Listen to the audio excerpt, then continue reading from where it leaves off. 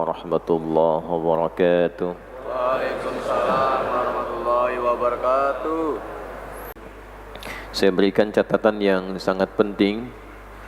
Ada pesan dari Nabi sallallahu alaihi wasallam yang dicantumkan bahkan oleh para ulama. Al-Imam Al-Hafidh Ibnu Hajar Al-Asqalani memasukkan pesan ini saat menafsirkan Sahih Al-Bukhari di Kitab Ad-Du'a. Beliau cantumkan di jilid nomor 11 halaman 137 138 hadis yang menjadi pesan Nabi sallallahu alaihi wasallam kepada sahabat mulia Mu'adz bin Jabal radhiyallahu taala anhu. Bahkan kalimat ini diawali dengan rasa cintanya beliau kepada sahabat mulia ini. Karena rasa cintaku padamu, aku ingin memberikan satu pesan doa yang dibacakan fi kulli duburis shalah, setiap selesai menunaikan salat, dan diberikan syarah di bawahnya al-muradu bihi ba'da salam, yaitu setelah selesai salam. Ya, jadi setelah selesai menunaikan salat, salam, zikir biasa, istighfar dan turunannya, kemudian juga tasbih, tahmid, takbir, masuk kemudian kepada doa. Nah, dari rangkaian doa itu dibimbinglah doa yang hampir saja para ulama itu sepakat, bahkan ada kalimat ijma' untuk bisa menghadirkan doa itu dan dianggap penting di kalangan para ulama, termasuk kiai-kiai kita di Indonesia, di Jawa khususnya. Doanya singkat tapi padat. Allahumma a'inni, nanti ada dua. Allahumma a'inni ala dzikrika wa syukrika wa husni ibadatik. Yang kedua, Allahumma inni a'udzubika minal kufri wal faqri wa adzabil qabri. Nah, itu tolong dibiasakan selesai menunaikan salat. Ada diantaranya doa, terutama yang pertama yang saya bacakan tadi, kita bisa biasakan, karena kita tidak tahu di mana di antara sekian ibadah kita yang punya nilai di hadapan Allah Subhanahu wa taala. Mana yang diterima, mana yang dianggap bagus, mana yang bisa kita syukuri. Allahumma a'inni, ya Allah, dengan segala kerendahan hatiku, aku memohon kepadamu dengan sifat cepatmu dalam menjawab doa, berikan anugerah pertolongan padaku, ala dzikrika, untuk konsisten berzikir kepadamu, wa syukrika, dan mensyukuri nikmat-nikmat yang telah Engkau anugerahkan kepadaku, wa husni ibadatik, dan menghadirkan ibadah dengan benar, dengan baik, sesuai dengan apa yang Engkau inginkan. Nah, kemudian disusulkan dengan a'udzubika, aku berlindung kepadamu, minal kufri, dari sifat kekufuran dalam menjalani kehidupan. Ini menjadi penting karena nanti kufur itu banyak sekali cabangnya, termasuk kufur yang tertinggi, kufur akidah. Ya, di bawahnya ada kufur nikmat. Kufur akidah itu bahkan Nabi sampai memberikan komentar, hati-hati ya, nanti ada kondisi tusbihu mu'mina atau yusbihu mu'mina wa yumsi kafira. Pagi-paginya ada satu masa yang paginya bisa beriman, sorenya bisa kufur. Ya, ada kufur nikmat, ketidakmampuan menggunakan nikmat itu dikelola sesuai ketentuan Allah Subhanahu wa taala. Diberikan oleh Allah nikmat yang berlimpah, sudah masuk fase nisab, sudah masuk haulnya, tapi tak punya kemampuan untuk berzakat, tak punya kesanggupan untuk infak, tak punya kesanggupan untuk sedekah. Nanti di bawahnya lagi ada nikmat-nikmat kecil yang tanpa disadari, ada skema syukur di dalamnya. Mata bisa melihat, bagaimana mensyukurinya. Telinga masih bisa mendengar jelas, bagaimana mensyukurinya.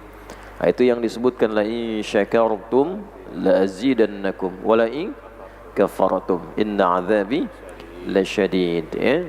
Nah, mudah-mudahan salat kita diterima, kebaikan kita dinilai oleh Allah Subhanahu wa taala.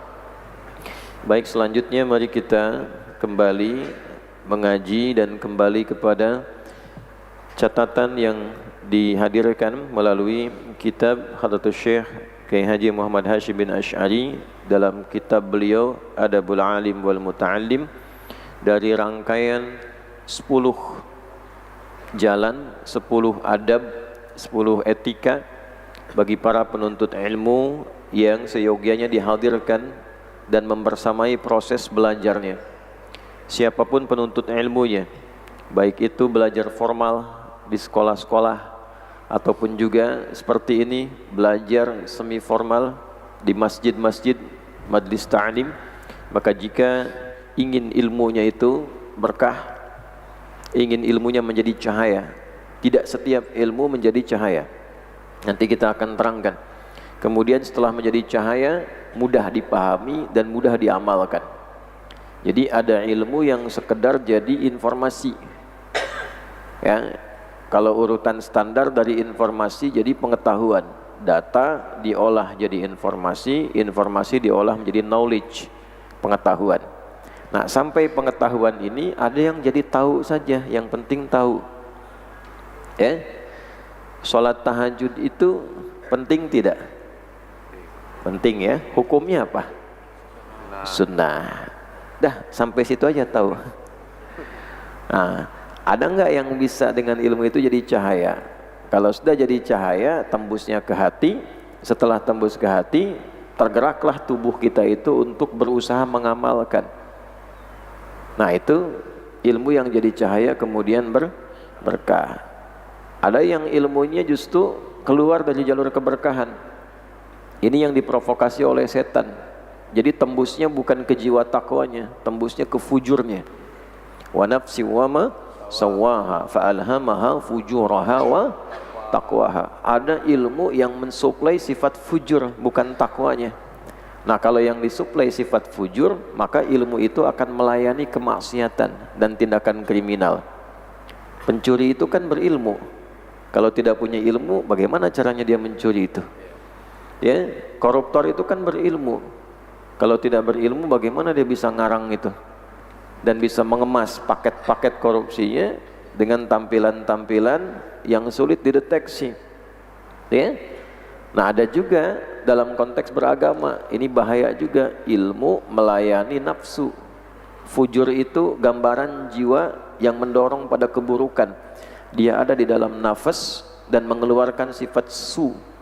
Ini yang dimaksud Al-Quran surah ke-12 Yusuf ayat 53. Wa ma ubarni'u nafsi innan nafsa la'ammaratum bisu illa ma rahima rabbi. Nafas mengeluarkan su, nafas ketemu su jadi nafsu. Makanya seringkali fujur itu disingkat disebut dengan nafsu. Ada ilmu melayani nafsu. Dalam konteks belajar agama ada di hadis Muslim nanti.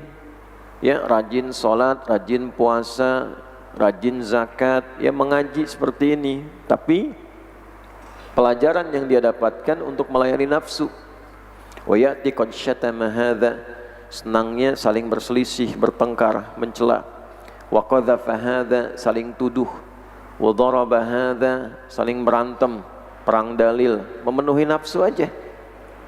Ya. Wa safaka dama hadza, dan pada puncaknya ada yang sampai menyakiti dan menumpahkan darah dan mengklaim punya dalil. Nah, ini berbahaya. Ini berbahaya. Oleh karena itu, seiring dengan pembelajaran pengetahuan, mesti beriring dengan itu ada adab, ada etika yang dipelajari sehingga membentuk karakter. Nah, karakter inilah yang menentukan penuntut ilmu apakah bisa memahami ilmu dengan benar dan mengamalkannya secara mulia. Dirumuskanlah oleh para ulama, rumusan ini bersanad, diambil dari intisari dan makna ayat-ayat Al-Quran, hadis-hadis Nabi SAW, lalu dihimpun jadi paket pengetahuan, diteruskan oleh para ulama. Di antara yang menghimpun itu adalah Hadratus Syekh Kiai Haji Muhammad Hashim bin Asy'ari dalam kitabnya Adabul Alim wal Muta'allim, menghadirkan 10 adab al-muta'allim fi nafsihi untuk menata dirinya. Wa fihi asyratu anwa'in, dan di dalamnya ada 10 tahapan. Kita sudah belajar sampai 6 tahapan. Sekarang kita akan lanjut pada tahapan yang ke-7. di halaman 27. Yang baru bergabung silahkan dicek kajian sebelumnya supaya bisa berurut ya, tahap 1 sampai ke 6 sampai selesai yang ke-10-nya. Ya, kalau sudah selesai tinggal kita konsisten menjalaninya. Ya, kan 10 tahapan konsisten. Kalau baru 6 konsis 6 gitu ya. Nah, sekarang kita masuk konsis 7. Bismillahirrahmanirrahim. Was-sabi', adapun langkah yang ke-7, ya dari 1 sampai 6, sekarang yang ke-7. Adapun langkah yang ke-7, tahapan yang ke-7, etika yang ke-7 yang seyogianya ditanamkan pada jiwa para penuntut ilmu, pembelajar, supaya ilmunya 1 berkah, 2 menjadi cahaya, dan yang ketiga mudah untuk dipahami dan diamalkan. An yu'akhidha nafsahu bil wara', hendaklah penuntut ilmu itu menghadirkan, mengondisikan jiwanya dengan sifat wara' wal ihtiyat fi jami'i sya'nih, dan menghadirkan kehati-hatian dalam seluruh aktivitasnya, wa yataharra al-halal, dan mengondisikan segala yang halal, menghadirkan segala yang halal, fi ta'amihi, pada makanannya, wa syarabihi, dan minumannya, wa libasihi, dan pakaiannya, wa maskanihi, dan tempat ia tinggalnya, beraktivitasnya, istirahatnya, wa fi jami'i ma yahtaju ilaih, dan segala yang ia perlukan dalam kehidupannya, liyastanira qalbuhu, yang demikian itu supaya hatinya bisa menangkap cahaya pengetahuan, wa yasluha liqabulil ilmi, dan siap dengan baik menerima pancaran pengetahuan, wa nurihi, dan cahaya ilmu itu, wa naf'i bihi, dan kemampuan untuk memanfaatkan, mengamalkan ilmu tersebut. Wa yanbaghi lahu an yasta'mila rukhasa fi mawadhi'iha, dan hendaklah ia pula dapat menggunakan beragam bentuk keringanan-keringanan yang Allah telah berikan untuk menempatkan keringanan-keringanan itu pada tempatnya secara proporsional. Indal hajati ilaiha, yaitu menggunakannya tatkala ada keperluan, ada hajat yang membenarkan keringanan itu dilakukan. Wa wujudi sababiha, dan atas hadirnya sebab-sebab yang memperkenankannya. Fa innallaha, karena sungguhnya Allah Subhanahu wa ta'ala, yuhibbu an tu'ta rukhasuhu, sangat menyenangi agar rukhsah-rukhsah, keringanan yang Allah berikan itu bisa dikerjakan. Kama yuhibbu an tu'ta azaimu, sebagaimana Allah pun sangat menyenangi jika aturan-aturan yang sempurna seperti semulanya bisa dikerjakan pula dengan baik. Itu kurang lebih saya bacakan dulu satu paragraf yang ke-7, baru kita kemudian melanjutkan dengan syarahnya. Wasabi', adapun langkah yang ke-7, an yu'akhidha nafsahu bil wara', hendaklah para penuntut ilmu itu sebelum memulai pencarian pengetahuannya atau bersamaan dengan proses belajarnya, menanamkan pada dirinya, pada jiwanya sifat wara'. Apa itu wara'? Wara' itu pancaran dari sifat ihsan yang menjadikan seorang hamba komitmen pada hal-hal yang halal saja, minimal mubah, dan menjauhi yang syubhat, apalagi haram. Jadi komitmen seorang hamba yang berupaya menanamkan pada dirinya untuk menjaga jiwanya, dirinya, agar selalu mendapati yang halal saja, minimal mubah, dan berupaya meninggalkan yang syubhat, menjauhi yang syubhat, apalagi yang haram. Itu wara'. Dan mengerjakan itu dengan sifat ihsan pada dirinya. Nah, kita mulai dulu dengan ihsan. Apa itu ihsan? Ihsan itu dijelaskan langsung oleh Nabi dalam hadis Muslim nanti didokumentasikan oleh Imam Muslim, sanadnya tersambung pada sahabat Umar bin Khattab radhiyallahu taala anhu, dicantumkan nomor hadis yang ke-8. Nanti seringkali ini dikutip oleh para ulama, termasuk Imam An-Nawawi, pensyarah hadis Muslim yang sangat populer. Nanti ada Sahih Muslim syarah Imam Nawawi 9 jilid. Di jilid yang pertama nomor hadis yang ke-8, beliau kemudian menampilkan hadis itu dan diberikan catatan penjelasan oleh Al-Imam An-Nawawi radhiyallahu taala anhu. An Umar ibn al-Khattabi Abi Hafsin radhiyallahu taala anhu qala, beliau menyampaikan, bainama nahnu julusun 'inda Rasulillah sallallahu alaihi wasallam, tatkala kami sedang duduk-duduk santai bersama Rasulullah sallallahu alaihi wasallam. Oh, ini duduk santai aja, duduknya dengan Nabi. Jadi kalau yang senang santai-santai sambil ngopi, sambil teh, ya, minum teh, cari sosok-sosok yang baik. Selain pintar, baik. Sebab orang baik, orang soleh itu walaupun ngobrol santai ada manfaatnya. Walaupun sambil bercanda ada hikmahnya. Nabi ngobrol dengan sahabat kadang bercanda, Bu. Tapi kemudian para ulama merilis 165 setidaknya canda Nabi dengan para sahabat. Ada yang senyum-senyum tipis, sampai senyum lebar, tertawa yang gigi gerahamnya terlihat. Tapi dalam tertawanya ada kegembiraan yang mengandung hikmah, itu yang mahal. Tertawa yang tidak mematikan hati. Tuh. Jadi cari orang-orang saleh, orang-orang baik dan pintar yang kalaupun ngobrol-ngobrol santai itu manfaatnya masih terasa. Ittala alaina rajulun syadidu bayadith thiyabi, tiba bergabung dengan kami, datang seseorang rapi sekali pakai baju putih. Syadidus sawadi sya'ali, rambutnya tertata rapi. La yura alaihi atharus safari, tak nampak bekas lelah, seakan-akan memang sudah niat datang.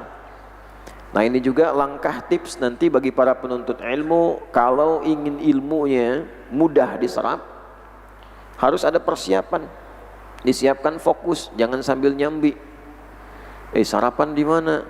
Masjid Al-Azhar aja sambil ta'lim. Ya. Jadi ta'limnya sambil nyambi ya.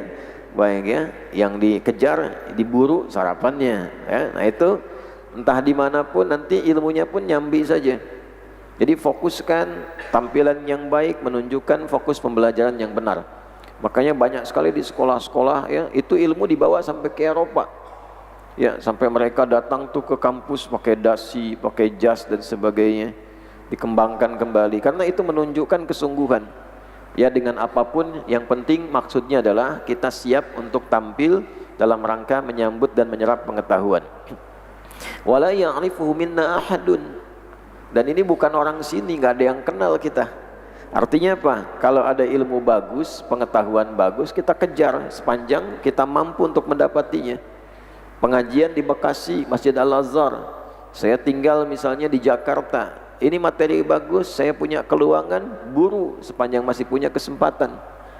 Ya, sama ada beasiswa, ada kemampuan dapat itu walaupun di luar jauh belajarnya. Sampai ke Al-Azhar misalnya, ke Tripoli, ke Tunis dan seterusnya. Nah, ada kesempatan, kejar sepanjang itu baik. Ya, termasuk pengajian juga demikian. Kalau bisa manfaatnya banyak, terbuka. Pengajian di Masjid Al-Azhar untuk orang kompleks saja misalkan. Nah, sementara materinya sangat bagus. Kalau tidak khusus sifatnya, ya untuk warga pemberitahuan khusus, maka alangkah baiknya dibuka sehingga semua orang punya kesempatan mendapatkan pengetahuannya. Kemudian apa yang terjadi? Fajalasa ilan Nabi sallallahu alaihi wasallam, ia mengambil saf depan dekat Nabi sallallahu alaihi wasallam, fa asnada rukbatayhi wa wada'a kaffayhi ala fakhidayhi, sampai saking dekatnya lututnya saling bertemu, tangannya diletakkan di atas pahanya. Faqala ya Muhammadun akhbirni anil Islam, maka mulai kemudian bertanya pada Nabi sallallahu alaihi wasallam tentang pokok-pokok dalam berislam. Maka dijawab oleh Nabi sallallahu alaihi wasallam, al-Islam wa tashhadu an la ilaha illallah wa anna Muhammadar Rasulullah wa tuqimas shalah wa tu'tiyaz zakah wa tasuma ramadhana wa tahujjal baita in istata'ta ilaihi sabila. Qala sadaqta. Ajibna, kata Umar, yas'aluhu fayusaddiquh. Maka Nabi menjelaskan pokok-pokok Islam, rukun Islam yang 5 itu. Jadi kalau sudah berislam, optimalkan dulu yang 5. Ngaji yang betul 5 bagian ini. Jangan yang tinggi-tinggi dulu. Ya. Yang 5 belum mantap sudah berjuang fisabilillah. Kan? Dulu ada yang pengen begitu, pengen ikut jihad, langsung turun ayat dikomenin, udah sholat dulu yang benar, bisa zakat dulu, baru bicara tentang jihad. Ini sholat belum apik, belum bagus, harta masih hitung-hitungan, mau zakat masih dihitung untung rugi, udah bicara jihad ketinggian. Ya? Maka yang 5 ini dulu matangkan. 1 syahadat, belajar supaya syahadatnya kokoh tertanam. Fa'lam annahu la ilaha illallah. Quran surah 47 ayat 19. Fa'lam, maka cepatlah harus punya ilmu. Diterjemahkan ketahuilah.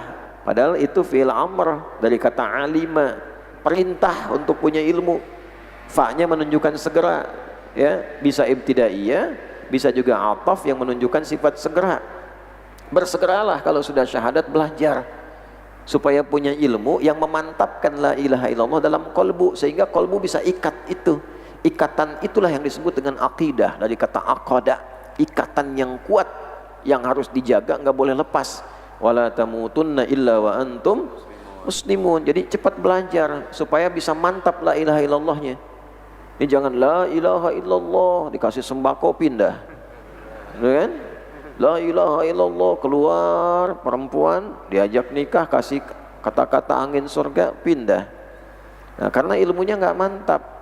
Belajarnya yang benar, mesti paham gitu kan. Wa anna Muhammadar Rasulullah, setelah kenal Allah, setelah tahu Allah, nanti puncaknya banyak urutan kenal Allah itu.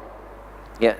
Kalau yang ngaji Al-Hikam minimal mungkin kalau sudah sampai ke hikmah 75, itu bisa tahu tuh urutannya. Ya. Bal 'arifu man idza asyara wajadal haqqa aqrabu ilaih. Ya, bukanlah seorang yang kenal Allah itu ialah orang-orang yang ketika mendapatkan isyarat menyimpulkan bahwa dia sudah merasa lebih dekat dengan Allah. Adapun orang yang kenal Allah itu ketika ia merasakan setiap nafasnya, setiap kehadiran dari aktivitasnya, setiap ia merasakan sesuatu, ia merasa bahwa semua itu adalah kehendak Allah, ia merasa semua itu adalah kuasa Allah. Bagaimana menempuh jalan itu? Ikuti jalan yang dituntun oleh Nabi, wa anna Muhammadan Rasulullah. Sehingga tidak kreatif sendiri, ada sanadnya tersambung ke Nabi. Caranya bagaimana menemukan jalan itu? Jalan itulah kalau bahasa Arabnya yang lebar, yang luas disebut dengan syari'. Syari', jalan lebar, luas.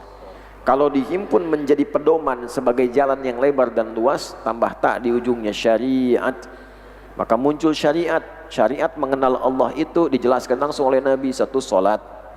Ya, jadi kalau ada orang kelihatan bagus, hebat, bisa baca pikiran orang, cuman nggak sholat, dia tidak sholat, konslet. Ya, bab syariat pertama itu adalah sholat. Keterhubungan dengan Allah tandanya sholat. Al-farqu bainal mu'min wal kafir tarkus sholat. Perbedaan orang beriman yang dekat dengan Allah dengan yang belum kenal Allah itulah pada sholatnya.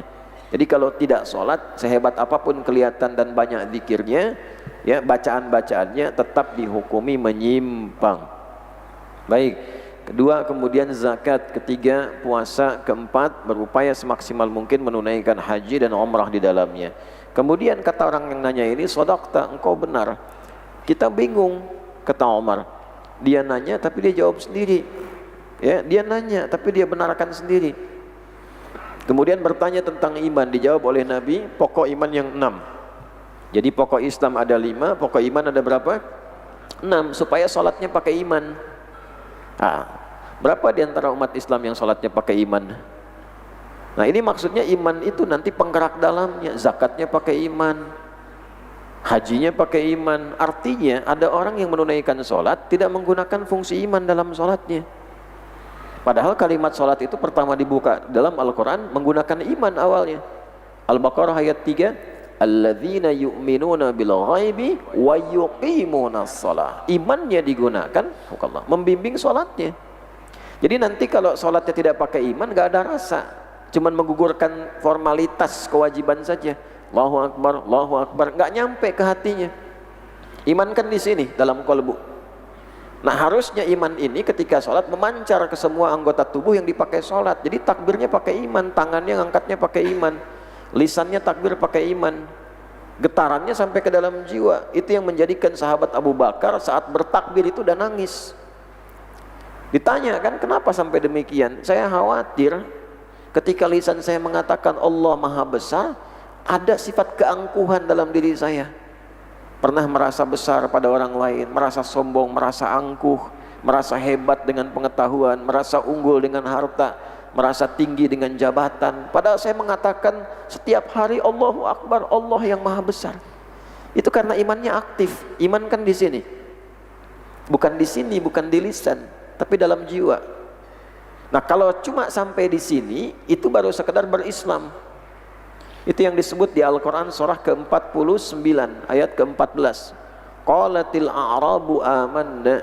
Sebagian orang-orang Arab Badui berkata, datang ke Nabi, kami telah beriman. Qul lam tu'minu. Turun jawaban langsung dari Allah. Katakan, sampaikan pada mereka, kalian belum beriman yang sejati. Walakin qulu aslamna. Tapi katakan kalian baru formal berislam. Walamma yadkhulul imanu fi qulubikum. Sementara kalimat berislam dengan syahadat itu yang di lisan belum sampai ke dalam kolbu, baru di sini diucapkan. Jadi orang kalau berislam kan konfirmasinya dengan syahadat kan? Itulah sebabnya dalam sholat kita syahadat, yang baru masuk Islam ucapkan syahadat. Itu kalimat iman yang diucapkan di lisan sebagai pernyataan formal beriman kepada Allah dan Rasulnya. Nah itu harus dimasukkan ke kolbu. Kalau sudah masuk ke kolbu, berubah dari muslim jadi mukmin. Nah yang mukmin ini imannya sudah sampai kolbu, pakai imannya, dilatih supaya aktif, sinyalnya aktif. Melatih iman supaya terpancar ke semua bagian tubuh. Latihannya di mana? Lewat ibadah ritual itu, sholat, puasa. Karena itu Anda cek, puasa itu kan pakai iman awalnya. Ya ayyuhalladzina amanu kutiba alaikumus. Nah ini puasanya pakai iman. Kalau nggak pakai iman nanti, maaf nih, belum sahur udah nunggu buka. Itu ya, baru awal Ramadan udah nyatat Idul Fitri kapan tuh, dan seterusnya. Karena tidak ada kenikmatan dalam menunaikannya. Sama, kehusyuan itu akan muncul ketika ibadah disertai dengan iman. Kalau tidak ada iman nggak akan khusyuk, nggak enak. Allahu Akbar, Allahu Akbar. Semakin kecil imannya, semakin tipis keinginannya. Allahu Akbar, Allahu Akbar. Dan lagi baru tadi duhur. Nah itu ya. Nah ini menandakan ada kondisi iman dalam diri itu. Itu Imam Al-Bukhari nanti menampilkan 57 hadis di dalam sahih beliau, kitab Sahih Al-Bukhari. Nanti di tema yang kedua, Kitabul Iman. Segala yang terkait dengan iman. Iman naik turun, bagaimana cara menaikkan dan jaga supaya enggak turun dan sebagainya. Intinya adalah berupaya kalau ingin menguatkan iman, langkahnya 6 ini. Antu'mina billah wa malaikatihi wa kutubihi wa rusulihi wal yaumil akhiri wa tu'mina bil qadari khairihi wa syarrihi. 6 ini. 6 ini kita mantapkan pada jiwa, dilatih lewat ibadah ritual seperti sholat, puasa dan turunannya. Ini akan otomatis iman itu secara refleks mengalir kepada bagian tubuh kita, membimbing semua aktivitas kehidupan kita. Kalau sudah dibimbing tubuh pakai iman, semua amalnya pasti soleh, pasti baik. Jadi soleh itu, ya pernah dengar amal soleh? Amal soleh itu amal yang dibimbing oleh iman. Ketika iman masuk ke dalam tubuh dan beraktivitas, maka pekerjaan tubuh itu disebut soleh. Jadi kalau belum pakai iman nggak bisa disebut soleh, ya. Jadi nggak bisa kita sebut misalnya baik. Soleh diterjemahkan dengan baik belum cukup. Soleh itu kebaikan yang disupport oleh iman. Ya, wal 'asr innal insana lafi khusr illa alladzina amanu wa 'amilus. Nah, amal soleh itu akan tiba ketika ada iman sebelumnya. Mata melihat, kapan penglihatan mata jadi soleh? Kalau ada iman. Makanya dibuka dengan iman dulu. Qul lil mu'minina yaghuddu min absarihim. Katakan pada pria-pria beriman, pakai imannya membimbing mata untuk menatap. Kalau yang tak baik menurut imannya itu palingkan, memalingkan pandangan, karena perintah iman disebut ghadul basar. Iman masuk ke mulut, ke lisan, dibimbing lisan untuk berkata imannya dulu. Ya ayyuhalladzina amanu, hai orang-orang beriman, la yasra qaumin qaum. Ya, menurut imanmu gunakan lisan dengan baik. Kalau tak baik palingkan. Seperti apa? Jangan saling mencela, itu enggak bagus. Man kana yu'minu billahi wal yaumil akhir falyakul khaira au liyasmut. Siapa yang merasa punya iman pada Allah dan yakin akan dihisab di hari kiamat, maka gunakan fungsi iman membimbing lisannya. Bagaimana cara menggunakan itu? Katakan yang baik-baik, tak mampu diam. Artinya orang yang terbiasa berkata buruk ada kondisi lemah pada imannya. Nah, cara menguatkannya kembali tadi, latih dalam sholat. Makanya sholatnya pakai iman, ya, ngajinya pakai iman. Kalau sudah pakai iman, nanti imannya muncul jadi cahaya, nur. Makanya ada yang di surat An-Nur, bimbingan ke mata lewat iman itu. Cahayanya masuk ke tangan, nggak mungkin korupsi. Kan ada cahaya iman di sini. Cahaya iman masuk ke dalam kaki. Nah, menghidupkan itu, hadirkan. Kalau itu sudah hadir, puncaknya menjadi ihsan. Makanya ditanya mal ihsan. Apa itu ihsan? An ta'budallaha ka'annaka tarahu fa illam takun tarahu fa innahu yarak. Perhatikan terjemahannya. An ta'budallaha, engkau menjadikan aktivitas hidupmu sebagai ibadah karena Allah. Lihat lagi ya, karena kalau Anda baca buku terjemahan biasa, jadi begini nanti, engkau menyembah Allah, engkau beribadah pada Allah. Nah, tapi kalau kita ngaji sampai agak detil dikit, nah kita kemudian tambahkan detil terjemahannya, anta'budallaha, engkau menjadikan aktivitasmu sebagai ibadah karena Allah. Nanti terambil dari intisari Quran surah 51 ayat 56. Wa ma khalaqtul jinna wal insa illa liya'budun. Tidaklah aku ciptakan jin dan manusia itu kecuali untuk menjadikan seluruh aktivitasnya sebagai ibadah pada Allah Subhanahu wa taala. Kalau salat pasti ibadah. Baca Quran ibadah. Tapi apakah Anda yang bekerja di kantor menjadikan pekerjaan itu sebagai ibadah? Anda yang kuliah di kampus, sekolah, dari SD, SMP, SMA, apakah pernah menjadikan menuntut ilmu itu sebagai ibadah? Ibu yang merawat anak karena sayang atau karena ibadah? Udah nggak usah dijawab. Nah, ya? Nah, pernah nggak ya kita merasa bahwa memandang itu ibadah, mendengar itu ibadah, bicara itu ibadah? Di semua aktivitas yang kita kerjakan jadikan ibadah, supaya punya nilai di hadapan Allah, jadi bekal untuk pulang. Nah, cara ibadah yang bagus itu supaya benar, rasakan saat menjadikan kegiatan sebagai ibadah itu kita merasa diawasi oleh Allah, dipandang Allah, sekalipun kita tak mampu melihatnya karena keterbatasan kita sekarang. An ta'budallaha ka'annaka tarahu fa illam takun tarahu fa innahu yarak. Engkau menjadikan aktivitasmu sebagai ibadah karena Allah, merasa diawasi Allah, dipandang Allah, sekalipun kita tidak punya kemampuan saat ini untuk melihatnya secara langsung, merasa diawasi. Laisa kamitslihi syai', enggak ada yang serupa. Cuma kalau mau diambil sedikit contoh, kalau Anda sedang bekerja, dipasang CCTV, kan? Lagi rame CCTV kan? Dipasang tuh. Kira-kira kalau ada pekerjaan kita lakukan, di ujung-ujung ini ada CCTV terlihat, serius gak kerjanya? Serius, karena merasa diawasi. Padahal belum tentu yang pasang CCTV ngeliatin juga tiap hari. Itu kan? Paling-paling andalkan rekamannya kan? Nah, Allah basir, maha mengawasi dengan tajam. CCTV-nya gak usah tampak. CCTV hebat itu kan yang gak kelihatan. Ya kan? Semakin gak kelihatan, semakin canggih. Nah, CCTV yang Allah terapkan dalam kehidupan gak nampak nih. Tapi nanti, oh rekamannya sempurna, sampai bingung orang. Wa idzas suhufu nusyirat. Ketika catatan kehidupan itu dibuka, ditebarkan, rapi, kaget tuh. Kaget, terutama para pelaku kriminal. Di Al-Kahf ayat 49 itu langsung didefinisikan tuh. Wa wudi'al kitabu fataral mujrimina musyfiqina mimma fi. Ya. Ketika kemudian kitab itu ditampilkan, catatan itu ditampilkan, pembuktiannya ditampilkan, kaget semuanya. Kaget. Sampai mengatakan ya wailata. Karena ini celaka nih. Mali hadzal kitabu la yughadiru shaghiratan wala kabiratan illa ahsaha. Oh, ini rinci sekali, dari yang kecil-kecil tercatat, tertulis dan seterusnya. Ya, tidak ditinggalkan catatan apapun, nampak semua. Nah, kalau itu kita hadirkan pada diri kita, bahwa kita ini diawasi, kita ini dicatat, amalan kita ini mesti terukur, merasakan diawasi oleh Allah dengan kesempurnaan pengawasannya, ya, dan menghadirkan rasa bahwa itu akan ditampilkan hari kemudian, sekalipun kita belum bisa menatap itu saat ini. Nah, kalau itu dibawa dengan skema iman melahirkan ihsan, maka intinya orang Islam itu pasti baik.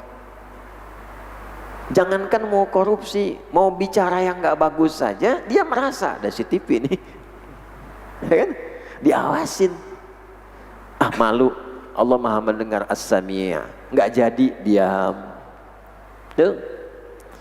Mau suudzon aja nggak enak, karena merasa diawasi. Jadi jangankan yang besar, yang kecil-kecil saja dia jaga. Jangankan dosa yang besar, dosa yang kecil pun dia hindari. Nah, pancaran dari sifat ihsan ini melahirkan sifat-sifat baik dalam rasa pengawasan Allah. Di antara sifat itu namanya wara'. Balik lagi ke sini. Ya, apa itu wara'? Wara' itu sikap merasa diawasi oleh Allah dalam hal memenuhi kebutuhan hidup, sehingga saking merasa diawasinya, ia mencukupkan pada yang halal. Dia memastikan ini benar enggak, minimal mubah, boleh, levelnya mubah. Kalau masih meragukan, dia tinggalkan, saking merasanya diawasi oleh Allah.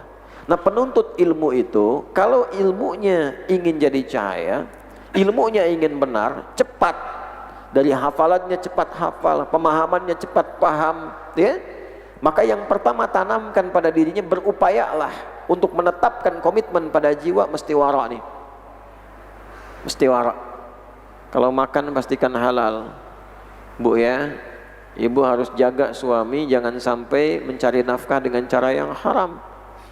Kalau dibawa ke rumah ibu masak, dimakan oleh anak-anak, anak sekolah, pintar mungkin, tapi kepintaran itu tidak akan jadi berkah. Tuh. Yang pintar bisa banyak, tapi kepintarannya belum tentu bisa mendorong ia bisa berbuat baik. Nah, ini yang terjadi kekinian, banyak orang pintar, tapi kita kehilangan orang baik. Tuh, karena kepintarannya tidak menjadi berkah. Berkah itu bukan hari Jumat aja, Jumat berkah gitu kan. Nah, berkah itu ziyadatul khair wastimraruhu, bertambahnya kebaikan dan konsisten dipraktekkan dalam kehidupan. Sekarang coba cek deh, di Al-Azhar ada sekolahnya, pernah nggak kemudian dievaluasi nih Ustadz, dari sekian siswa yang daftar, berapa yang jadi orang baik? Standar kelulusannya apa loh? Di sekolah-sekolah lain juga, semuanya. Di kampus-kampus, ribuan yang belajar, jangan bangga kuantitas dulu. Kampus X 10.000, 20.000, 30.000. Yang lulusannya jadi pintar dan baik berapa? Makanya dulu selain standar kecerdasan, dulu ada standar akhlak yang mengonfirmasi benarnya akidah. Dulu waktu kita kecil tuh masih ada pelajaran akidah akhlak. Karena benarnya akidah ditampilkan lewat apa? Akhlak. Konfirmasi ibadah itu pada akhlaknya. Salat, apa parameter ukurannya seseorang benar salatnya? Kalau fikih menggugurkan kewajiban, standar benar dalam pelaksanaan. Tapi standar benar dalam penilaian apa? Tanha 'anil fahsya wal munkar, itu akhlak.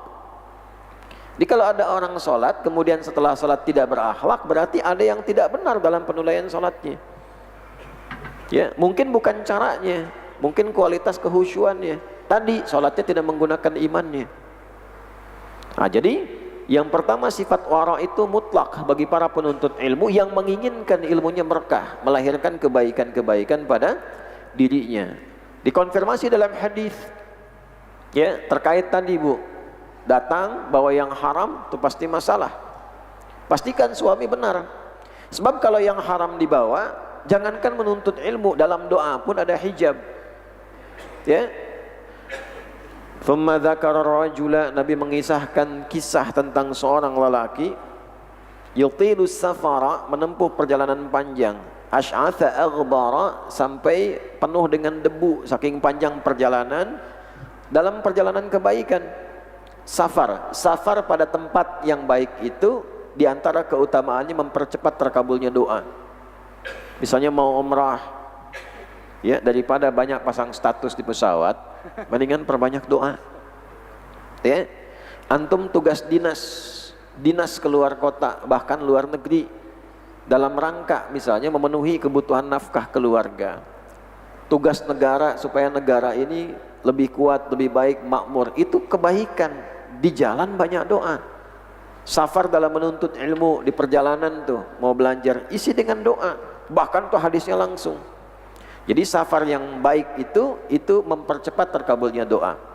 Yamuddu yadaihi ilas sama, kemudian mengangkat tangan ilas sama. Ini konfirmasi bahwa langit itu kiblatnya doa.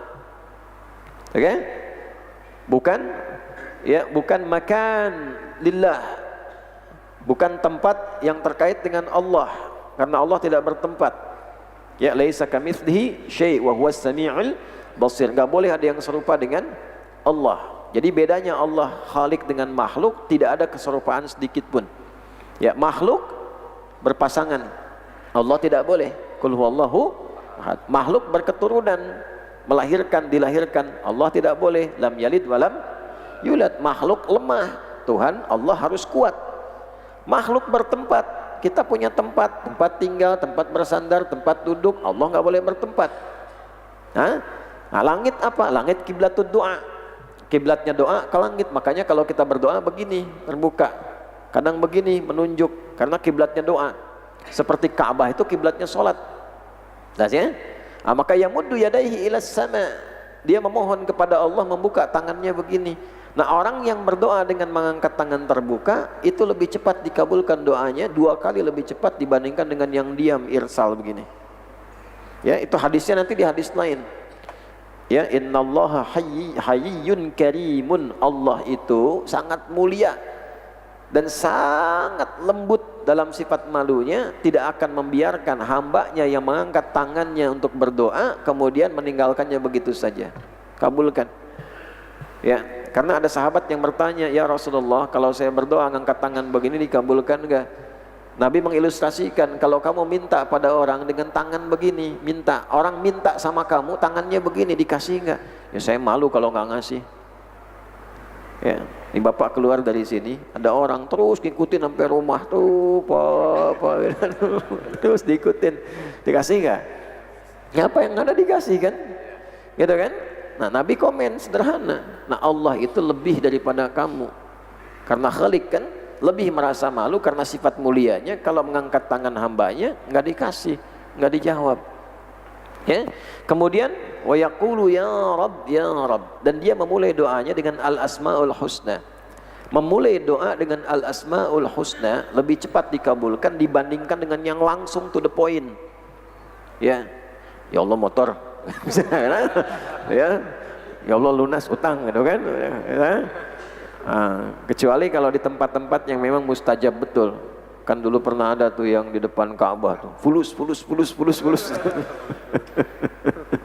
gitu ya. Jadi ada anak muda waktu saya tugas tuh dulu di Mekah 2010, ada teman cerita tuh yang unik-unik doa depan Ka'bah multazam, nempel-nempel. Ya Allah, mohon anugerahkan jodoh kepadaku ya Allah, katanya kan. Aku belum menikah, Engkau Maha tahu itu. Tiba-tiba lewat perempuan, sampingnya itu tinggi, putih gini, langsung dia tunjuk kayak gini ya Allah. Macam-macam itu. Nah, balik itu dalilnya mana? Al-Asmaul Husna. Contoh Quran surat 17 ayat 110. Qulid'ullaha awid ar-Rahman ayyamma tad'u falahul asmaul husna. Kalau Anda punya keperluan, ada hajat, ingin meminta, memohon, sebut nama Allah. Allah, sebutkan hajatnya. Atau Ar-Rahman, atau pilih nama Allah yang telah Allah siapkan sendiri untuk mengabulkan dan memenuhi seluruh hajat hidup kita. Itulah al-asmaul husna. Jadi ibu pilih bu yang sesuai dengan kebutuhan. Hafal boleh semua. Ketika minta, cari yang sesuai dengan hajat kita.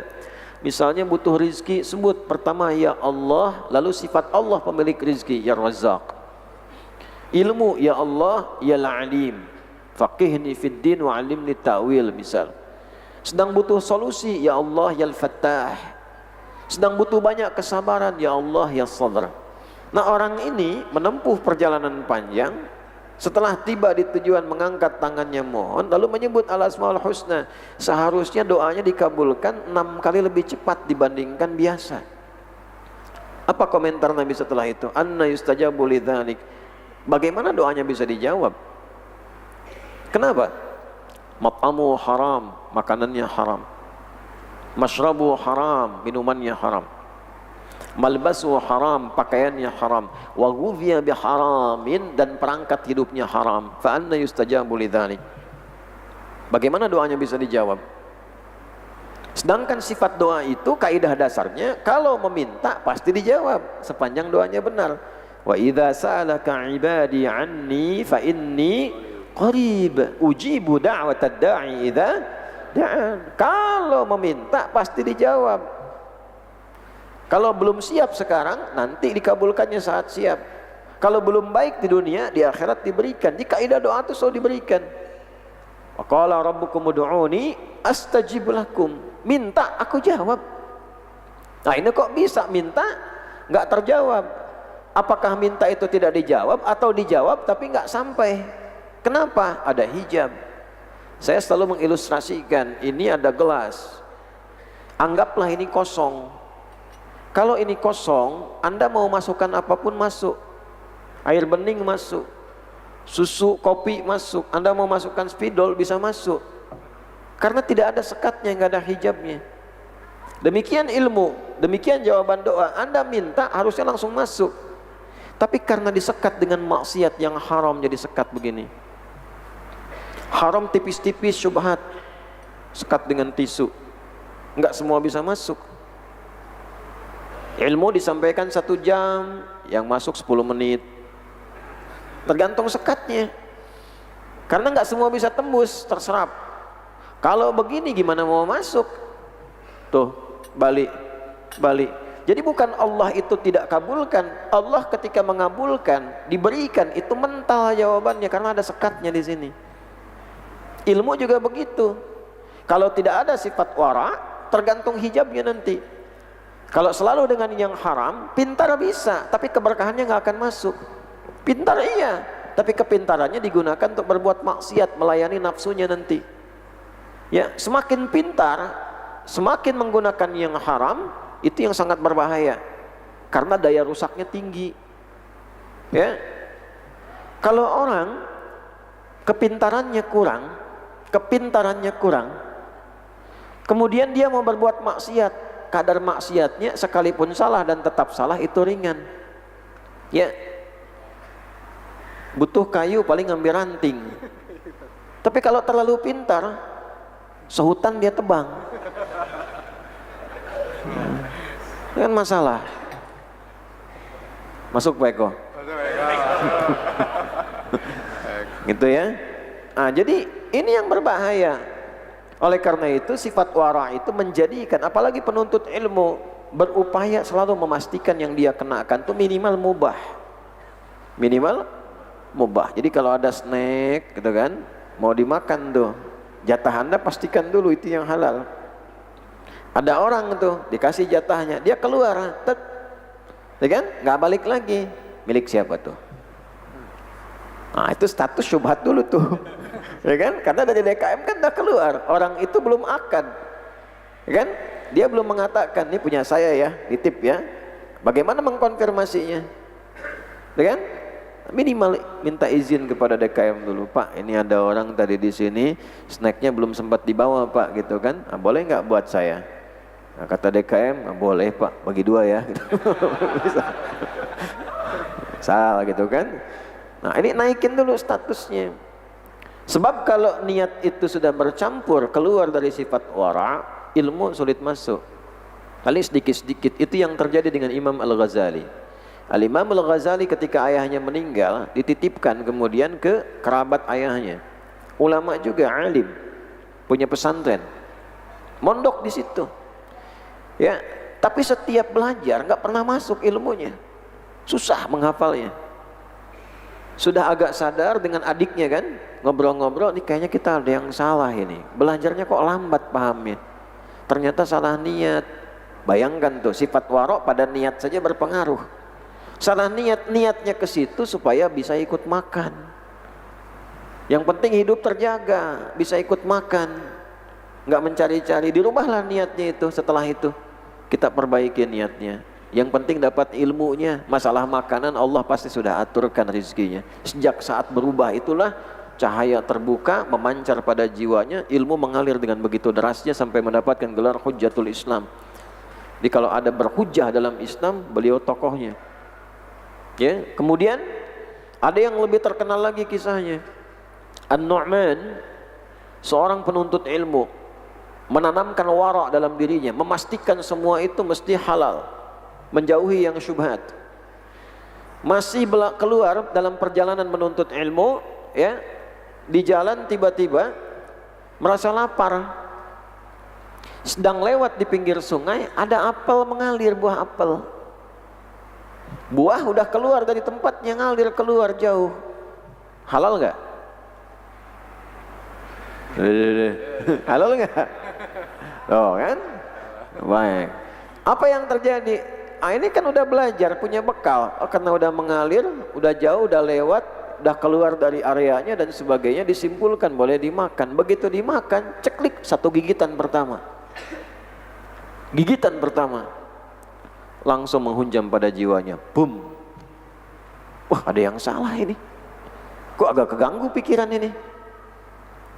Ya? Ini kan saya belum pastikan statusnya ini.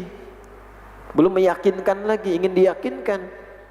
Ya, karena khawatir terganggu keilmuannya, maka ditelusuri aliran sungai sampai menemukan kebun apel.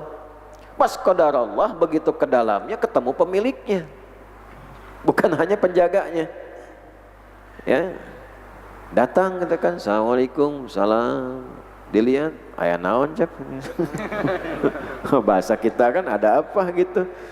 Aduh, saya mohon maaf nih, saya tuh dari ujung sana jauh lagi lapar nemuin apel. Ya, kemudian saya makan, saya belum pastikan statusnya.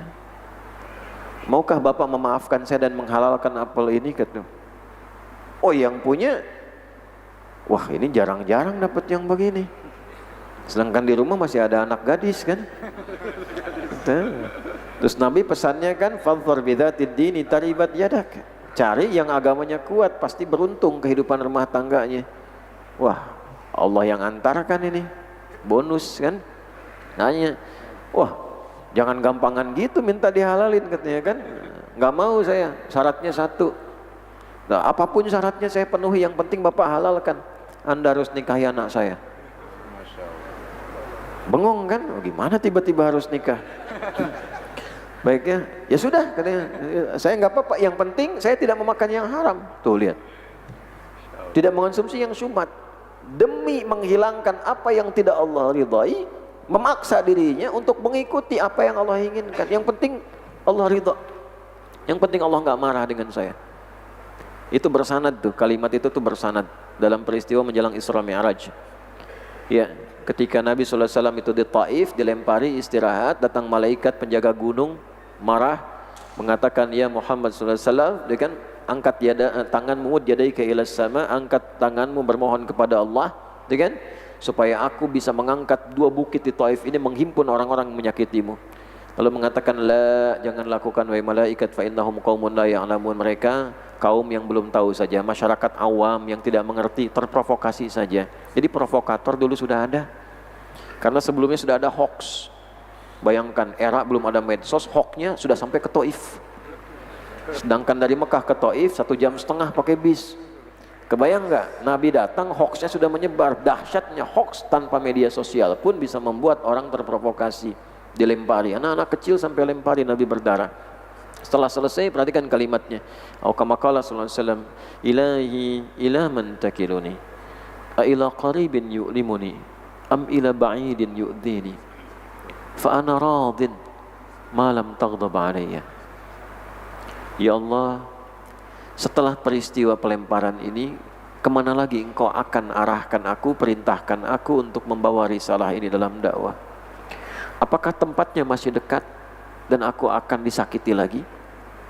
Atau tempatnya masih jauh dan aku akan dilempari lagi? Aku ridha ya Allah, gak apa-apa. Yang penting engkau gak marah sama saya. La haula wa la quwata illa billah. Yang penting engkau gak marah. Maka setelah itu turun undangan Isra Mi'raj. Jadi kalau sudah sampai ke jiwa itu, yang penting Allah senang. Menyenangkan Allah itu membawa kedamaian dan melahirkan rizki yang tiada bertepi. Nah ini sampai itu, yang penting Allah marah, gak marah, yang penting Allah ridha. Maka dia sanggupi, gak apa-apa. Nah saat bilang gak apa-apa, orang tuanya ngetes lagi. Ntar dulu, anak saya itu buta. Waduh, nah mulai nih ada keraguan, gitu kan? Ya gak apa-apa gitu. Jangan gak apa-apa dulu, anak saya bisu. Wah gitu ya. Yang dipikirkan bukan berat karena buta dan bisunya. Nanti kalau saya mesti rawat anak, ya gimana saya menuntut ilmu? Tuh. Ya gak apa-apa nih. Gak apa-apa tuh, ntar dulu anak saya lumpuh. Pada akhirnya merenung singkat, gak apa-apa saya bersedia. Langsung akad. Akad, malamnya kemudian datang, dipertemukan dengan istrinya. Begitu ketok pintu, ucap Assalamualaikum. Dijawab dari dalam, Waalaikumsalam katanya. Jangan-jangan salah kamar nih. Bisu bisa jawab, gitu kan? Wah, ke bapaknya datang lagi, Pak, jangan-jangan salah nih Pak. Nah, jangan-jangan salah. Oh, enggak benar tuh anak saya. Makin heran kan? Oh, kan bisu. Udah masuk aja dulu.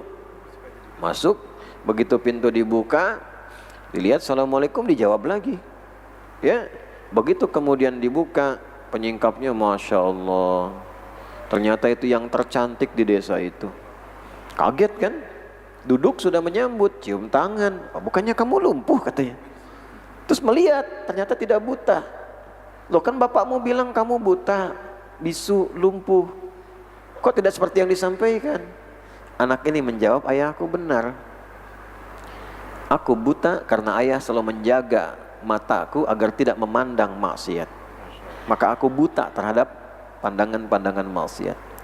Aku bisu karena ayah selalu menjaga kata-kata aku untuk selalu berkata yang baik dan mendiamkan yang buruk. Maka aku bisu pada keburukan.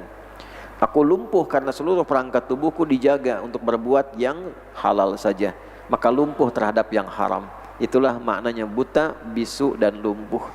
Maka menikahlah dari pernikahan yang sebelumnya tadi, berhubungan jadi suami istri, lahirlah kemudian anak yang soleh lagi namanya Imam Abu Hanifah. Nah, Imam Abu Hanifah itu dari produk orang tua yang wara. Ya, dari produk orang tua yang wara. Beliau wafat tahun 150 Hijrah. Ya, dan luar biasa. Jadi dan profesi ayahnya kan luar biasa. Sama kayak antum begini, penuntut ilmu datang, belajar, kembali, terus dagang lagi, punya toko kain. Ya, dagang, anaknya bantu ayahnya sampai kemudian memutuskan untuk menuntut ilmu dan sebagainya. Jadi perilaku wara itu mutlak kalau kita mau belajar ilmu, ya, apalagi menjadi ustadz. Hati-hati juga tuh ustadz, kiai-kiai, ya, kembali ke fitrahnya masing-masing. Ya, kalau sifat wara tidak dijaga, nanti yang keluar itu ilmunya tidak ada bekas kepada jiwa. Hanya fatwa kosong aja begitu. Umat juga malas mengamalkannya. Nah, itu tanda bahaya, alarm tuh. Ya, nah ini yang pertama. Jadi tolong dijaga ya, makanan, minuman, perangkat dan seterusnya. Nanti ketika masuk pada yang ke-8 akan spesifik disebutkan. Ya. Teruskan. Wal ihtiyat fi jami'i sya'nih. Dan bersikap hati-hati, membangun kehati-hatian dalam semua perilakunya. Kalau bicara hati-hati, Allah ridha enggak? Kan? Kalau mendengar hati-hati, kalau enggak penting berupaya untuk tidak terlibat dalam pendengaran, dalam pembicaraan. Karena ilmu cahaya. Imam Syafi'i pernah mengadu pada Imam Waqi' tentang kurang baiknya hafalannya. Syakautu Waqi'an an su'i hifdhi. Aku mengadu pada guruku Imam Waqi' akan kurang bagusnya hafalanku. Saya tuh suka membayangkan gini, kurang bagus hafal Imam Syafi'i itu seperti apa sih gitu. Apa titik jadi koma, koma jadi hilang gitu kan. Kebayang kan, gak bisa kita bandingkan dengan kita. Oh, datang ke Imam Malik, gurunya sudah hafal Muwatta. Gurunya punya kitab, Imam Malik punya kitab Al-Muwatta, tebalnya kurang lebih segini. Itu kitab hadis pertama yang disusun sebelum Al-Bukhari, ya kan? Disusun berdasar urutan fikih. Al-Muwatta datang. Begitu datang, ya kalau kita lebih cepat dari jadwal pengajian. Pengajian hari Ahad datang Sabtu, contoh begitulah. Tapi adabnya luar biasa, nggak maksa pengen ketemu guru. Padahal datang dari jauh itu. Nunggu depan pintu. Nggak ngetok, nggak maksa dan sebagainya. Pokoknya bedalah dengan jemaah sekarang tuh. Saya dari jauh gitu kan. Ya guru juga sama, 24 jam, 20 jam dipakai untuk umat, 4 jam belum untuk keluarga. Harus tahu jadwalnya. Nunggu, begitu mau dibuka pengajian keesokan harinya, farasatul mu'min haqqa, firasat guru. Karamah. Bukan mukjizat, kalau mukjizat untuk nabi. Kalau manusia karamah, mukjizat ditampakkan dan harus diviralkan, karamah disembunyikan. Nah, jadi kalau kiai punya karamah nggak akan cerita-cerita, apalagi pasang papan. Enggak. Karamah itu baru viral kalau udah meninggal biasanya. Masa hidup nggak akan dibilang-bilang. Kata Imam Malik pada asistennya, cepat buka pintu tuh, ada anak muda udah nunggu lama. Dibuka. Begitu datang, dites, tanya, kamu dari mana? Nasabmu kemana? Punya apa? Mau belajar di sini. Punya apa dulu tuh? Guru ngetes supaya tahu kadarnya apa yang harus diajarkan. Aku sudah hafal kitab Al-Muwatta. Coba baca, dibacakan. Setelah itu komentarnya sederhana. Kamu akan jadi bintang di masa depan, jaga ketakwaanmu kepada Allah. Baru belajar. Belajarnya cukup lama dengan Imam Malik. Nah, yang paling menarik ada salah satu guru namanya Imam Waqi'. Ngadu. Faqala, maka gurunya mengatakan, al-ilmu nurun wa nurullahi la yunzalu ilal 'asi. Ilmu itu cahaya. Dan cahaya Allah tidak akan diturunkan, ditanamkan pada hati yang sedang bermaksiat, yang sedang melakukan perbuatan haram. Ya, Allahu waliyul ladzina amanu yukhrijuhum minadh dhulumati ilan nur. Ada cahaya. Allahu nurus samawati wal ard. Ada cahaya, di antara cahaya, cahaya pengetahuan. Bagaimana caranya cahaya ilmu itu sampai kepada hati, kepada jiwa? Satu, upayakan selalu menjaga yang halal, ikhtiyat. Jauhi yang haram-haram. Ya, kalau matanya ingin enak mandang Quran, enak nih mandang Quran, jangan dibiasakan menatap yang ada maksiat dalam tatapannya. Lihat YouTube pengajian, iklan yang banyak dilihat. Yang maksiatnya yang muncul. Nih antum jujur laki-laki nih, kalau ada iklan shampoo, yang dilihat shampoo-nya apa orangnya? Nah, ini masalahnya nih. Ya, orang itu kalau bikin iklan bukan menampilkan produknya, tapi menampilkan siapa? Sosoknya. Tuh kan? Brand ambassadornya. Coba kalau main mau beli mobil tuh, yang dilihat salesnya apa mobilnya? Itu kadang orang aneh-aneh juga gitu. Jangan maksiat tuh. Ya, jaga pandangan. Kalau pandangan ini terbiasa dengan yang halal, yang haram akan anti. Jadi kalau suami sudah nggak senang lihat ibu, berarti matanya udah sering lihat istri orang tuh, Bu. Begitu sebaliknya. Nah, nanti kalau sudah biasa halal, baca kitab enak, tahan lama baca kitab, baca buku gini. Kalau nggak biasa susah, baru buka 5 menit udah. Ya, baca Quran baru 5 menit baru lihat tuh. Ya, tebel amat. Itu tuh. Tapi Al-Quran tuh bisa 1 jam, Al-Quran 1 jam, 2 jam. Begitu Al-Quran 5 menit. Ya, selesai. Karena nggak biasa dilatih matanya dengan yang halal. Lisan latih yang halal sehingga menikmati zikir. Zikirnya enak, sholatnya enak, lama saat sendirian dan seterusnya. Karena menikmati biasa yang halal. Kalau dibiasa dipakai yang haram, bicara yang baik tuh nggak enak. Karena baik dengan buruk nggak akan ketemu, halal dengan haram nggak akan menyatu. Orang yang terbiasa berkata baik nggak akan punya kosakata untuk yang buruk-buruk, nggak akan nyambung. Al Hasan, cucunya Nabi SAW, anaknya Sayyidina Ali bin Abi Thalib radhiyallahu ta'ala anhu, punya anak. Al-Hasan itu diantara yang perangainya, akhlaknya mirip Nabi. Kalau Al-Husain wajahnya mirip Nabi. Al-Hasan itu Masya Allah, Qur'annya, akhlaknya. Pokoknya kalau ingin lihat akhlaknya Nabi, bagaimana berhubungan dengan Al-Quran, itu Al-Hasan sanadnya. Tapi kalau ingin lihat parasnya Nabi, gantengnya, auranya, rupawannya, itu Al-Husain. Al-Hasan ini punya anak, jalan di era fitnah. Dalam satu riwayatnya yang kemudian divalidasi, itu fitnah banyak, mencela bapaknya dan sebagainya dan sebagainya. Di jalan, bayangkan, dicela cucu Nabi, dicela habis. Beliau diam aja. Dia setelah orangnya pergi, anaknya nanya, ya abati lima lam tarud.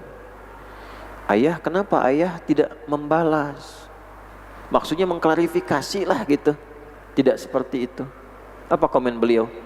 Ya bunayya wala adri kaifa arud au kama qala. Nah, bapak tuh nyari-nyari cara balasnya, cara klarifikasinya nggak ketemu. Gimana cara klarifikasinya? Jadi hanya untuk sekedar mengatakan saya tidak seperti yang Anda kira, bapak saya tidak seperti yang Anda sebut, itu nggak ketemu dalam hatinya, saking bersihnya hatinya. Itu. Jadi nyari kalimat yang kotor itu dijaga oleh niatnya. Jangan-jangan keluar kata-kata itu dengan niat yang tidak baik. Itu sampai nggak ketemu kosakatanya. Saking baiknya. Karena baik gak akan ketemu buruk. Ya, pergaulan di orang-orang bebas, free man, preman misalnya, ya kan? Itu kan punya kosakata sendiri. Gak mungkin preman ketemu preman, akhi apa kabar? Mustahil. Kan assalamualaikum, gak ada. Ya sama kayak kita begini, ya teman-teman dakwah pengajian kayak gini, apakah akan keluar bahasa-bahasa kotor? Tidak bisa. Nah, jadi terbiasalah penuntut ilmu itu berhati-hati dalam semua aktivitasnya, membiasakan yang halal. Caranya berlatih dulu, lisan dilatih yang baik, telinga dilatih mendengar yang baik, sampai ke ujung kaki. Kalau semua sudah terbiasa baik, maka siap dia menerima ilmu dari Allah yang maha baik, langsung tembus ke jiwanya, masuknya ke sini, bukan cuma ke sini. Kalau ilmu masuk ke sini, nanti lahirnya perdebatan. Cuma ke sini, nggak nyampe ke sini. Oh, senangnya berdebat aja, baru dapat dalil satu udah memberikan fatwa, terus debat jadi peluru. Wah, senangnya gitu aja. Mau di dunia nyata, mau di dunia maya, debat terus gitu. Kapan masuk ke sininya? Karena nggak ke sini, nggak jadi akhlak. Amalnya tidak maksimal, tidak menjadi akhlak. Nah, itu yang bahaya. Itu yang bahaya. Nanti alih-alih ilmu itu mendapatkan manfaat, malah mengurangi pahala. Karena setiap penyoal orang itu kebaikannya pindah. Kebaikannya pindah. Tuh ya. Nah, ini membiasakan dulu supaya ilmunya cepat. Jadi kalau ini sudah baik, ini baik, sampai ke ujung kaki baik, cahayanya sampai ke jiwa langsung mudah, cepat sekali. Tapi kalau ini haram, ini baru ini yang haram. Nanti ilmu itu masuk telinga kanan, keluar dari kanan lagi. Karena ketutup bisikinya nih. Nih, ada penghambat pengetahuan. Dengar balik lagi. Ya, baru dengar kajian aja, dengar ilmu aja, dengar ustadznya aja udah nggak mau. Anti. Ngaji yuk. Ah, telah soleh kamu. Balik lagi. Wa idza qila lahu taqillaha akhadatul izzah. Kalau diingatkan dengan nilai ketakwaan langsung naik. Saya juga profesor. Nah, iya profesor yang tersesat gitu kan. Fatwanya menyesatkan, menentang nilai-nilai yang jelas, menjauh dari nilai-nilai tauhid, walaupun dia mengatakan saya muslim. Itu berbahaya. Wa minan nasi may yu'jibuka qawluhu fil hayatid dunya wa yushhidullaha ala ma fi qalbihi wa huwa aladul khisam. Anda akan dapatkan orang pintar yang punya kemampuan retorika yang begitu cantik, kata-katanya menarik, kalau bicara itu menakjubkan. Kadang-kadang bawa-bawa ayat, padahal orientasinya dunia. Itulah yang paling berbahaya. Wa huwa aladul khisam. Itu yang paling bahaya. Bawa-bawa agama, bawa-bawa Allah, padahal tujuannya duniawi. Gitu. Dan kalau bicara menarik, kayak orang benar. Kayak orang benar. Semua agama itu sama, menuju pada Tuhan yang sama. Cuma caranya beda-beda. Jangankan orang Islam, non Muslim pun menolak konsep itu. Ini agama baru itu. Ya, datang membawa semua kesamaan, caranya beda-beda, bikin baru sendiri itu, dan mengatakan dia Muslim. Itu sudah muncul kaidah tuh. Kaidahnya apa? Di An-Nisa ayat 140.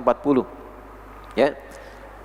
Wa qad nazzala 'alaikum fil kitabi an idza sami'tum ayatillahi yukfaru biha wa yustahza'u biha fala taq'udu ma'ahum hatta yakhudu fi haditsin ghairi innakum idzan mithluhum innallaha jami'ul munafiqina wal kafirina fi jahannam jami'a. Telah tetap ketentuan di sisi Allah di dalam Qur'annya dan enggak bisa ditawar-tawar lagi. Kalau Anda mendengar menyimak satu informasi yang di dalamnya terkandung pengingkaran pada hukum-hukum Allah, atau minimal mengolok-ngolok ayat, ngolok-ngolok nama Allah, ngolok-ngolok ibadah, ya, fala taqudu ma'hum, jangan sertai, jangan gabung. Gak usah dicela, karena mencela yang sudah tercela itu buang-buang energi. Tidak usah menghina, karena menghina yang sudah terhina itu hanya menimbulkan persoalan pikiran. Itu ya, itulah indahnya Islam. Gak usah mencela, gak usah menghina, buang-buang energi, gak usah disimak. Karena memang pengen disimak, semakin banyak yang nyimak semakin merasa berhasil. Udah tinggalin aja, nggak usah direspon. Ntar juga hilang sendiri, ratingnya turun, habis. Kalau diikutin, disimak, innakum idzam mithluhum, lama-lama terkontaminasi. Nanti kamu ikut-ikutan. Ya, kalau sudah ikut-ikutan bahaya, nanti muncul sifat nifak. Sama saudara sendiri menyoal. Bahkan pada yang belum beriman mengakomodasi, walaupun salah tetap dibela. Orang teman sendiri yang benar tetap disoal. Muncul nifak, orangnya munafik. Kalau sudah munafik itu nanti masuk neraka duluan, jahanam duluan sebelum orang kufur. Ya, kenapa masuk duluan yang munafik? Kalau yang kufur sudah jelas kufurnya. Yang ini tampilannya seperti muslim, islami, tapi ternyata membawa sesuatu yang buruk pada jiwanya. Nah itu ya, coba dijaga dengan baik, dimaksimalkan. Wa yataharral halala fi ta'amihi wa syarabihi wa libasihi. Lalu ditampilkan setelah tubuhnya bagus baru keluar.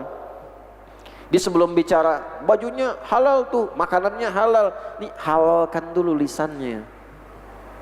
Halalkan dulu matanya. Halalkan dulu telinganya. Sebelum Anda menghalalkan anak orang, halalkan dulu diri Anda dengan baik. Ya, sehingga nanti pergaulan rumah tangganya berlangsung dengan cara yang terbaik. Ini diri aja belum baik, sudah ngajak orang lain. Perbaiki dulu diri. At-tayyibatu lit-tayyibin. Kalau kitanya baik, Allah pertemukan dengan orang baik juga. Ya, jadi sebelum ke baju, sebelum ke makanan, sebelum ke minuman, ini mulut halal dulu. Terbiasa berkata yang baik. Nanti kalau sudah baik, otomatis pasangannya baik. Gak mungkin mulut yang baik makan makanan yang tidak baik. Lisan yang biasa bismillah, gak mungkin minum minuman haram. Ada orang minum whisky pakai bismillah, bismillahirrahmanirrahim. Gak ada. Karena biasa baik, biasa zikir.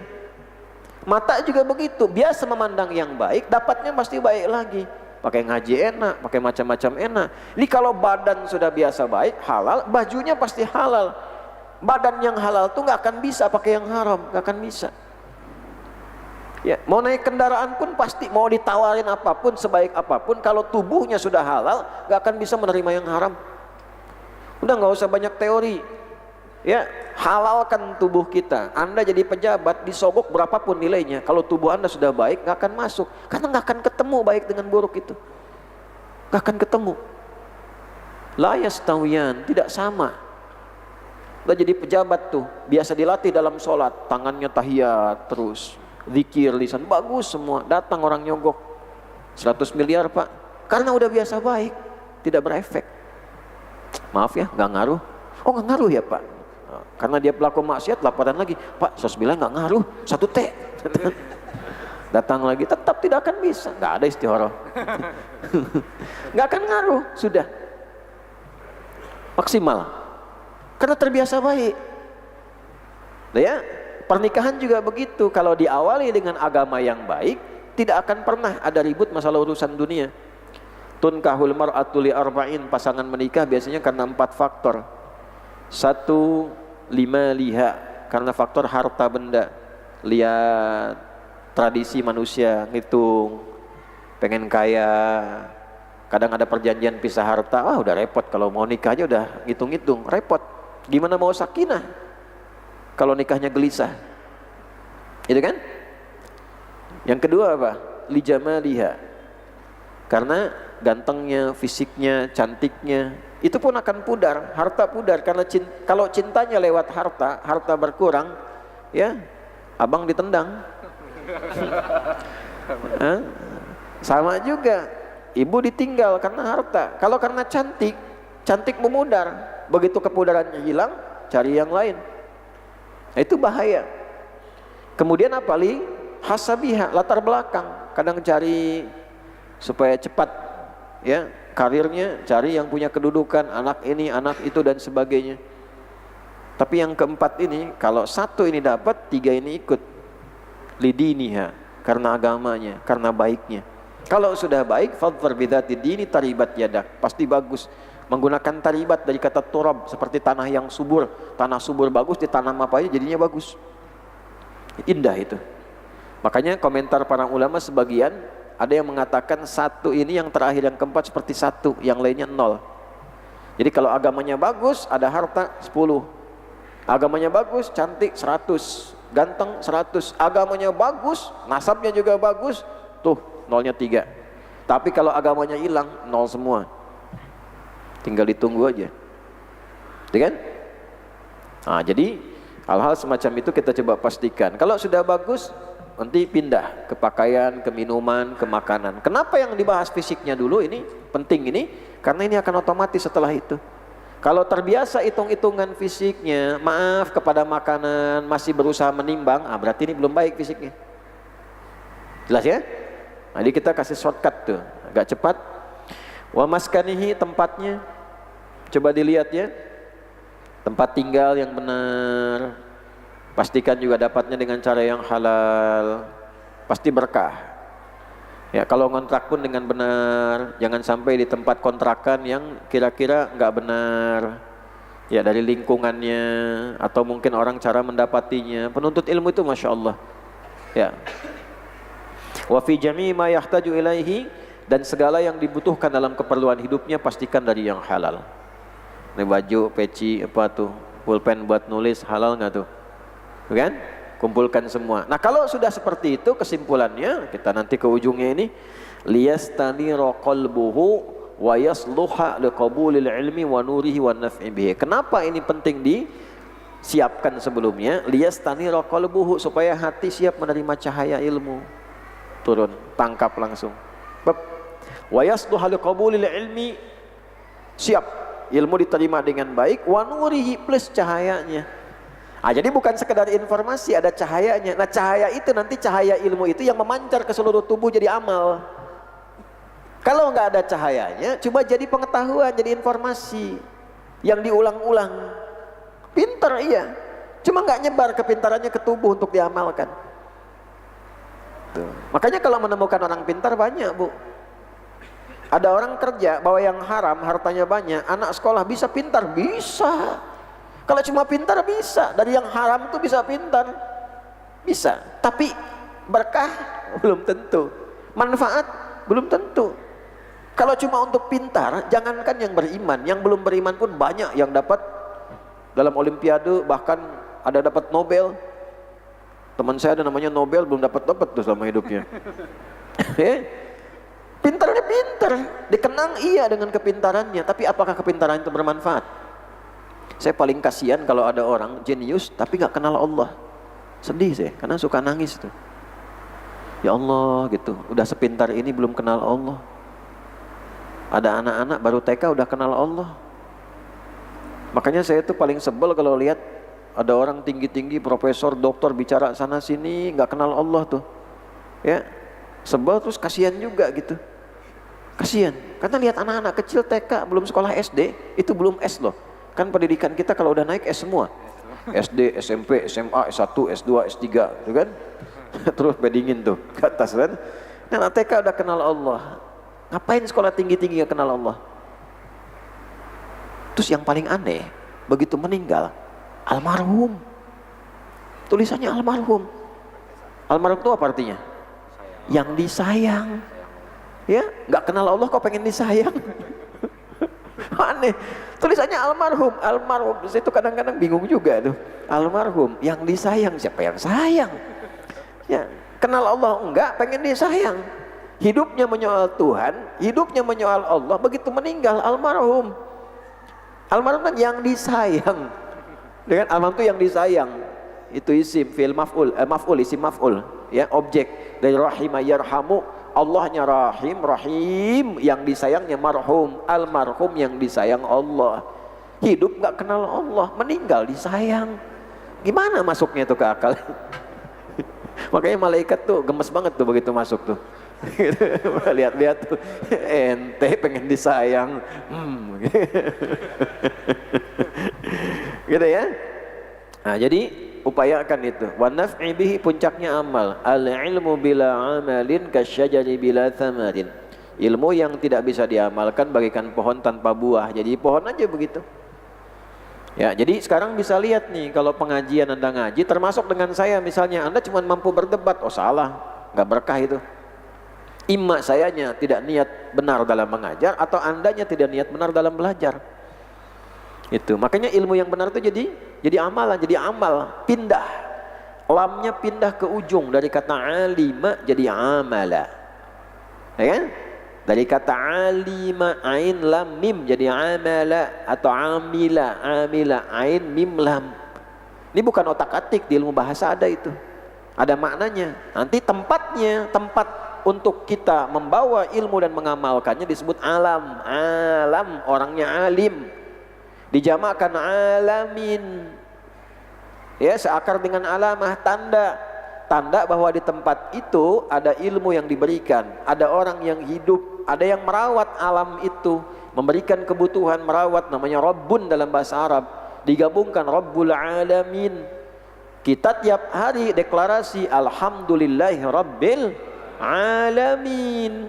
Jadi alam itu akan hidup kalau diisi dengan ilmu. Ilmunya akan bagus kalau diamalkan. 3 huruf ain lam mim alima amila, diamalkan, tempatnya alam, orangnya alim, yang menguasainya Rabbul Alamin. Kalau tidak diamalkan, cuma ilmu jadi merusak, jadi bencana. Anda sebut bencana alam. Ya? Alam itu tanda. Kalau ada bencana berarti yang punya ngasih tanda. Yang punya ngasih tanda. Kenapa jadi bencana? Ada tanda, ada yang salah nih. Maka yang punya ilmu mesti sadar, koreksi itu, perbaiki. Macam-macam tandanya, tinggal kita baca. Kalau ngaji, kebaca. Tanda kita yang paham itu dari Allah disebut ayat namanya. Aturun, inna fi khalqis samawati wal ardi wa ikhtilafil laili wan nahari la ayatil liulil albab. Bagaimana kemudian mengembalikan supaya itu diridhoi Allah lagi? Mulai dengan zikir dulu sebelum fikir. Tobat dulu, balik dulu, perbaiki dulu, kembali ke jalan yang benar semua tanpa kecuali. Nanti akan baik lagi. Alladzina yadhkurunallaha qiyaman wa qu'udan wa 'ala junubihim. Baru fikir, wa yatafakkaruna fi khalqis samawati wal ard. Nah, itu yang harus dihidupkan. Makanya dulu kalau ada musibah besar tuh kumpul, baca Quran, baca Sahih Al-Bukhari. Ya, lewat situ memahami hadis, baca. Itu biasa dulu, ulama biasa begitu. Saya heran sekarang ini kok jadi hilang gitu. Ya. Karena dikit-dikit bid'ah, dikit-dikit bid'ah. Bid'ah kok dikit-dikit gitu ya. Baca dulu, maksudnya baca dalilnya. Kalau memang enggak ada, tinggalkan, enggak usah banyak komen. Enggak ada, tinggalkan. Tapi ngajinya yang hatam. Jangan lembar pertama fatwa, begitu baca lembar kedua dikoreksi. Hatam dulu, ngajinya ngatam dulu, selesaiin dulu, baru setelah selesai baru bisa bicara. Kalau belum, belajar dulu yang utuh. Yang utuh belajar dulu. Nanti kalau ngoreksi agak susah kalau terlampau menyebar. Ya? Nah, ini gambarannya Bapak Ibu sekalian. Lalu kita tutup. Wa yanbaghi lahu an yastamila rukhasa fi mawadhi'iha 'inda al-haja ilaiha wa wujudi sababiha fa inna Allah yuhibbu an tu'ta rukhasuhu kama yuhibbu an tu'ta azaimuhu. Jangan gampangan memanfaatkan rukhsah bagi para penuntut ilmu. Ya, jaga dan tempatkan sesuai dengan tempatnya. Dikit-dikit kosor, dikit-dikit jamak, gitu kan? Nah, jangan gampangan. Kalau memang itu diperlukan sesuai dengan sebabnya, langsung ambil rukhsahnya. Kosor itu hadiah bagi yang berhak menerimanya. Tapi kalau nggak berhak ngambil hadiah, itu mencuri namanya. Ya, nah, kalau memang sedang safar jauh, terpenuhi unsurnya, silahkan saat menuntut ilmu boleh, jamak boleh, qasar boleh. Tapi kalau tidak ada kualifikasinya, ya tidak ada kemudian memenuhi syarat-syaratnya, jangan digampang-gampangkan. Karena Allah itu sangat senang kalau hadiahnya diambil, tapi juga sangat senang ya kalau hukum asalnya dikerjakan secara proporsional dua-duanya. Nah, jadi kalau sudah tidak gampangan artinya sudah teliti. Sebetulnya bagian terakhir itu sangat jenius beliau, Hadratus Syekh ini. Maksudnya apa? Kalau sudah halal, sudah bagus, ilmu sudah ada, dia bisa menempatkan diri kapan mengambil yang ringan, kapan menempatkan sesuai skema biasa, karena ilmu sudah ada. Jadi sebelum mengajar, praktekkan dulu pada diri sendiri. Nah, ini bagian yang ketujuh yang bisa kita urai. Nanti yang kedelapan, ini agak menarik, karena nanti langsung spesifik. Kalau ini kan jaga hati-hati makan, hati-hati minum. Nanti yang kedelapan, ada makanan-makanan tertentu yang mempengaruhi ingatan. Misal, buah-buah apa yang kalau dimakan kadang berpengaruh pada ingatan. Nah, gak usah tebak-tebakan, nanti akan kita jawab di sini. Ya, masuk pada yang ke-8. Ada, dan ini bersanad. Saya dulu baca kitabnya Ibnu Sina juga, ketika menjelaskan Al-Qanun fit Tibb, oh ada juga ditemukan. Ada nanti ada buah-buahan, ada yang sifatnya bumbu-bumbu. Ya, bumbu-bumbu apa yang kalau dimakan membuat pikiran itu tidak bisa fokus? Ada. Dan ternyata di antara bumbu itu disenangi di Indonesia. Ada nanti ya. Kapan itu? Tahun depan.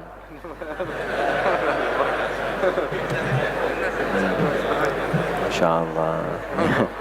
Nah, saya mesti minta maaf juga karena mungkin juga ada kesibukan-kesibukan. Saya harus menata ulang kegiatan-kegiatan. Ini mungkin Ustadz saya minta maaf ya, untuk Al-Azhar mungkin ini terakhir ya kajian di tahun ini. Nah, nanti kita ketemu tahun depan ya. Nah, di tahun ini saya nggak bisa teruskan dulu kajian ya, karena udah ada kegiatan yang lain. Di tahun depan kita sambung lagi ya. Sekarang bulan apa? Desember. Jadi kan sebulan sekali kan, insya Allah. Jadi kita libur panjang setahun ya. Nah, dalam rangka libur setahun itu, coba 1 sampai 7 dikeluarkan. Langsung aja poinnya, 1 apa, 2 apa, 3 apa, sampai 7. Nah, 7 ini tulis. Nanti sehari latihan 1. Kan sepekan ada berapa? 7 hari, sehari latihan 1. Yang hari ini latihan yang halal. Halalnya lisan, bicara yang baik-baik. Kalau terbiasa kurang baik, begitu mau bicara, ayah, pelan. Mata begitu melihat yang gak baik, palingkan. Hari kedua buat apa? Latihan ini. Hari ini ambil yang ini, besok nanti turun yang ke-6, terus sampai terbiasa. Insya Allah kalau pertemuan berikutnya 7 ini sudah jadi algoritma di tubuh kita, itu akan ada suasana yang berbeda. Tinggal masuk ke yang ke-8, 9 sampai 10. Semoga Allah ridhai, semoga Allah berkahi, dan semoga ada kebaikan untuk kita semua. Saya kira demikian kajian kita pagi hari ini. Semoga Allah meridhai kita semua. Allahumma taqabbal minna innaka antas sami'ul alim. Tub 'alaina innaka antat tawwabur rahim. Allahumma rabbana la tada' lana fi maqamina hadza dhanban illa ghafartah, wa la hamman illa farajtah, wa la daynan illa qadaitah, wa la maridan illa syafaitah.